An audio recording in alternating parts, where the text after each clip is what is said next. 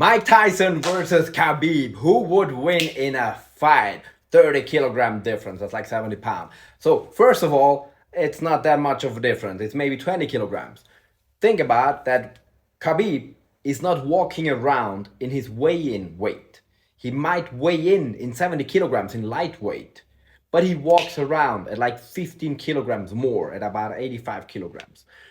So talk about the advantages and disadvantages of both of those fighters in a fight against each other. Mike Tyson, we all know and love him. The greatest boxer of all times, most aggressive, most feared fighter of our time. He was basically unbeatable in his prime in boxing. Most feared for his impeccable speed, his impeccable defense, sorry for quoting him. His speed, his timing, the precision of his movement, the forward pressure, the relentlessness, the accuracy of his footwork and of everything that he does sets him apart amongst the greatest of all boxers. Even though being comparatively short to other heavyweight boxers, he made up for it with all that timing and technique. On the other hand, Khabib is one of the greatest MMA fighters of all times, one of the greatest lightweights of all times especially. He has a perfect record of 29 professional wins with 0 losses. Nobody was ever able to beat him.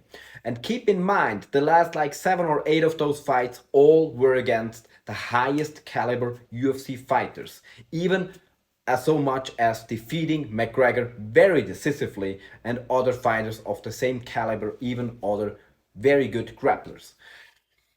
Now, we have to see that the downside of Khabib is just being a lot lighter and obviously being much less trained in boxing than Mike Tyson is. But the disadvantage of Mike Tyson against such a high-level MMA fighter is that Mike Tyson has basically 0 training in kicks, 0 training in using elbows, 0 training in using knees, 0 training in defending kicks, elbows and knees, no understanding of takedowns. He cannot take somebody down, he cannot defend a takedown. So with all that, and we've seen it in the early UFC happen, how world-class kickboxers and boxers, even bigger and heavier ones than Mike Tyson, were just easily being taken down by Royce Gracie, who had nowhere near the wrestling capacity of Khabib. So Khabib wins 99.9% of that fight. There's a near 0 punches chance of Mike Tyson.